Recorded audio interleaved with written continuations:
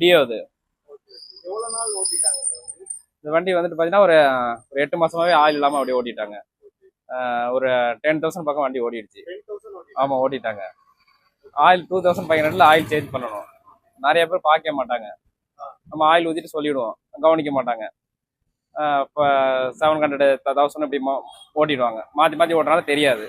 ஒரு நாளைக்கு 100 kilometre 200 kilometre ஓட்டுறவங்களும் இருக்காங்க. அப்போ பார்த்தீங்கன்னா உங்களுக்கு 10 நாள் 15 நாள் ஆயில் சேஞ்ச் பண்ணணும். 200 கிலோமீட்டர் இருக்கும்போது 4000 ஓடிடுதுங்களா, அதுவே ஜாஸ்தி தான். ஆனால் அவங்க 3 மாதம் கணக்கு வச்சு மாற்றுவாங்க. பார்த்தீங்கன்னா 10,000 ஜாஸ்திலாம் ஓடிடும். அப்போ ஆயிலே இருக்காது. அப்போ இன்ஜின் சிங் இதில் போயிடும். இன்ஜின் போயிருச்சுன்னா ஆயில் மட்டும் மாத்துற மாதிரி. இப்போ ஆயில் மட்டும் சேஞ்ச் பண்ணியிருக்கு. வண்டி ஸ்டார்ட் பண்ணி செக் பண்ணி பார்க்கணும். இன்ஜின் போயிருச்சுன்னா எவ்வளோ? இன்ஜின் போச்சுன்னா உங்களுக்கு 12,500 வரும். 12,500 அவ்வளோ செலவாகும்.